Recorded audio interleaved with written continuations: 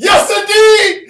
Big Brother Man here to give you all that you want and what you need today. We're going to talk about Demar Derozan catching feelings, the double standards with student athletes, and how you can apply this to your life in the future so you won't be looking crazy like Demar.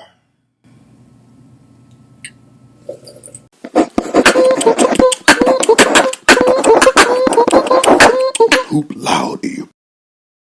If you're interested in getting information to maximize your time as a student athlete, both in high school or in college, you're in the right place to be. I upload information on Monday, Wednesday, and Friday. I do a Saturday morning YouTube live that I'm starting next Saturday. Make sure you tune in. So make sure you subscribe and hit that notification bell so you know all the time when your Big Brother Bell putting out content.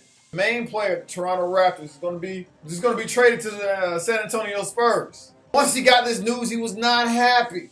And the way that he responded made me realize that I need to make sure that I did a video on this. Because it's applicable not only as being a student athlete, but in life. What got me is when he starts talking about we were brothers or we're like a family. From the side, go way back. You guys have a long relationship. Did that hurt you more so? Just the fact that you did have that relationship with him and feel like you probably deserve to be told something up front as far as your future in that concern? No question. I mean, when you use the word family or, brother or whatever things other people use lightly, for me, once you use that term, I stick by that term. I stand by that term. So whether it's something I like or don't like, I'm accepted if you come to me and let me know beforehand. Quick disclaimer, this video is not to seem selfish. This video is not anti-team. This video is not, it's all about me, dog. I got to get mine. That's not what this is about. Not what it's about at all. What it is about is making sure that you look out for yourself because nobody is going to look out for you like you going to look out for you. Check it out. If you want to play for a different school, a different team, if you have some other outside objective that does not align with the team goals, then you need to take care of that mess in the off season. Once you start in the season, guess what? You need to be focused on the job at hand. If you have not seen my Burn the Ships video, make sure you check that out. But realize that you have the opportunity to move if you want to move. And this what got to Demar as well, because he said this. They said we were brothers. They said we were brothers, man. They said we were family. I take that seriously. You shouldn't. Okay? Take it seriously in the confines of the basketball court. When you step on that court, when you're brothers, this is like family. When you get off that basketball court after the season, them ain't your brothers, that ain't your family. Yeah, you can hang around with them, but hey, listen, you have to do what's best for you and your family, period. And the management has to do that for them as well. See, the problem is y'all playing two different games. Coaches are playing Uno while you playing Old Maid or Phase 10. One of y'all playing chess and one of y'all playing checkers. Y'all looking at two different rule books, right? So how can a coach or GM feel so free in saying you got to leave, but when you decide that you want to leave, you don't look at the same rule book.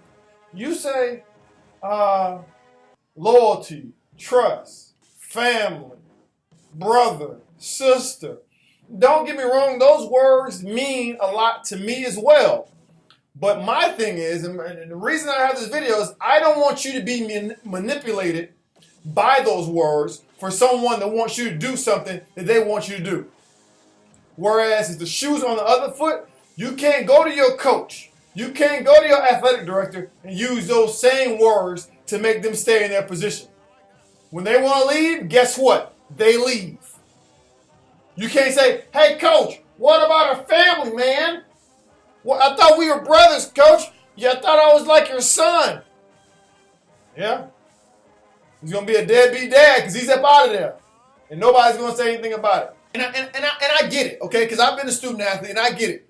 When coaches want you to re-up, when they want you to sign for the next year, and because they bring you in the office and say, hey, Bill, they start using heavy words, heavy-hitting words that appeal to your heart. They start saying, we love you. We would love for you to come back. Love for you to come back. You're like a son to me. You and your other brothers on the team, we're like a family. Things like that. No, we're not. We're like that because you want me to make a decision that's advantageous to you. But how many of you know of situations where a coach will recruit you to get your behind in the school, and before you touch down, they're already at a different university? Was it family that made them want to leave? Huh? What about the family, Craig? What about the family? I guess the family is only applicable to me when I want to leave. But when you want to leave, it's totally fine. It's totally fine for you to leave when it's time for you to leave. Nobody says family when it comes to coaches. When coaches want to leave, nobody say they're not loyal. They don't say that mess. They don't say that. They say, well, he did what's best for him. So guess what? You got to do what's best for you. You got to do what's best for you. It's not selfish. It's not narcissistic. It's not self-centered. It's none of that. As long as you do it, we're in the time when you're supposed to do it. Now, if you're trying to pull this crap when we're in the middle of the season, that's shame on you. That's your fault. Now you're being selfish because you had time to get this stuff taken care of before the season started. But you were being selfish, and now we got a goal, and now you're talking about, man, I don't get no playing time, dog. So, man, I'm about to transfer mid-season. I'm about to quit. Yeah, that's what I'm going to do. I'm going to quit. That's selfish. That is selfish. Now, what I'm trying to tell you is I realize it is a double standard, but I'm giving you permission to live outside that double standard. Don't be feeling bad, and that's what locked him in. That's what locked Demar in. He was feeling bad because he had opportunities to leave. When it wasn't popular to be with Toronto, he stayed in there. He felt like they owed him. They don't owe you nothing. Much like you don't owe them nothing. This is a business, baby. This is a business transaction. Whether you in high school, whether you in doggone college, or whether you in the league. If you had no business to bring to the table for that transaction, for it to be beneficial to them, they wouldn't know your name. So don't be catching feelings, looking all emotional in your interview, talking about, he said we were brothers. That ain't your brother, okay? Listen, Kyle Lowry, we ain't brothers, son. We ain't brothers, all right? I know it's tough. I know it seems like I'm calloused over. Let me back up. I know it sounds like I'm being calloused over. I want the very best for you. I'm joking about this because it's funny, because there's something you can learn from it. But understand that this is a business. Once you step foot on that, especially in college, this is a business. Once you step foot on that dog on that court, you represent the university. The minute that you are not benefiting the university, there's no benefit for us even talking. Why are you here? That's how coaches look at you. Why are you here? And it's not like they're bad people. It's just the nature of the business. It's a business. You start getting into your little feelings, you get yourself hurt. You have yourself looking crazy. Talk about these are my brothers. Okay? Keep that crap up. And check it out. This is not just for sports. This is for life. I had somebody I was working with some time back, and the person had just got a job, brand new job, and had been in a job for less than a year. But another job had came up within that same company that this person wanted to be a part of. The person looked at me and said, Bill, I want that extra job, but I can't leave this job because I don't want to make my supervisor upset. What? You don't want to make your supervisor upset. What does that have to do with the price of tea? What do you mean you don't want to make them upset? That's why you're not going to make a move. That's the craziest thing I've ever heard in my life. Why is it crazy? I'll tell you why it's crazy. That if that company you're working for wanted to fire your behind, they would do it. Well, I understood where the person was coming from. They were coming from a place of loyalty, family, trust, and all that other, those heavy-hitting words I talked about. That was creating friction that they couldn't move to where they wanted to go. They said, I'd rather just stay here. So, okay. Let me ask you this question, though. Let me ask you one question. If that employer, if that job, if that supervisor wanted to fire you behind, would they be feeling friction to do that? Would they be like, oh, I want to fire Billy, but there's so much trust, there's so much loyalty, there's so much family that I don't know if I can fire Billy? Or would they be like, Billy out of here. We about to get Billy up out of here. Smooth as a baby's bottom, Billy. You can get on out of here on the next thing smoking. You did? Ain't no, but there's so much trust and loyalty and family. What are we going to do? That's not what's going to happen, okay? It's not going to happen. I'll tell you right now. Listen, if it makes you feel better, let me put it to you like, let me give you this blanketed statement that makes you feel a little bit better, okay? Hopefully. And that is this. When you're dead and gone, they will move on, okay? I don't care if you're a teacher, a doctor, a lawyer, whatever. Whatever you do for a profession, the sad news is this. They will send some flowers to your gravesite, and then the next day, they will put out a poster and saying, we need a new so-and-so to fill this position. That's it. So stop acting like that you're the end-all, be-all if you leave. I don't want to put them in a bad position. Man, get your life. Get out your feelings and get your life. You're going to be looking crazy like Demar. And listen, Demar's a special talent. He's going to do great things in San Antonio. I just think that they caught him off guard. They caught their brother flat-footed. They caught him flat-footed. He didn't know how to handle that. He thought because he was cool with the GM and the coach and everybody in the higher office that we supposed to be friends. Y'all ain't friends. You're only friends in between those lines when you jumping tip ball and you scoring buckets. Any other time, it's negotiation process. In the league, it's negotiation process all the time. But in college, after that season's up, you may not be returned back for the next scholarship. You may not be.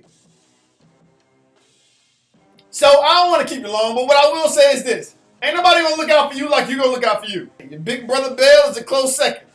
But nobody's going to look out for you like you're going to look out for you. So if you see an opportunity out there that you know that you can expand upon, I'm not saying trying to run where you feel like the grass is greener. I'm not saying that at all, because that's never the case. That's never something you need to do. But don't feel like you need to be locked in because somebody gave you an opportunity and you're supposed to stay there for your entire eligibility.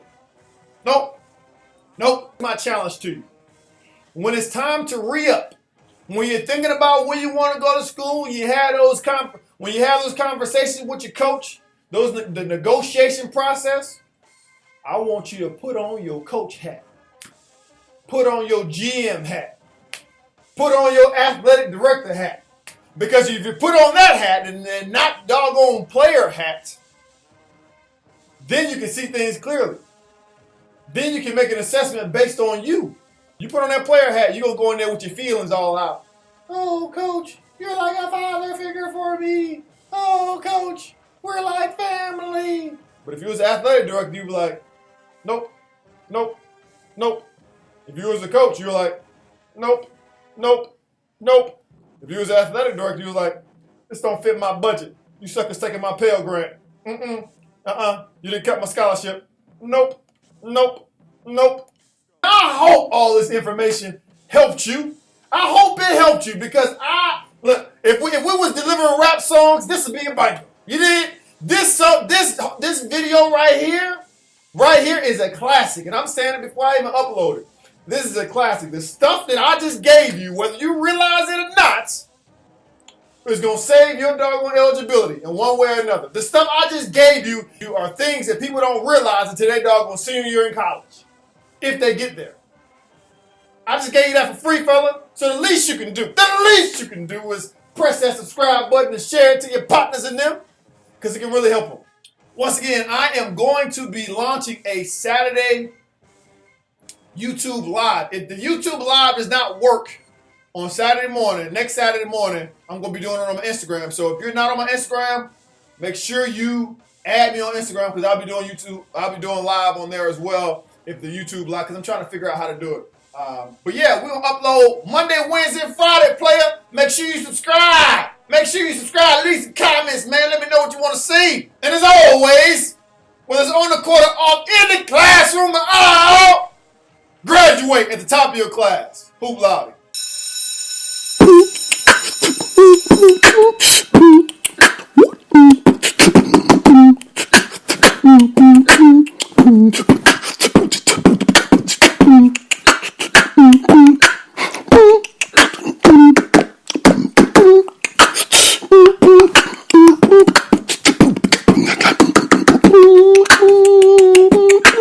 allowed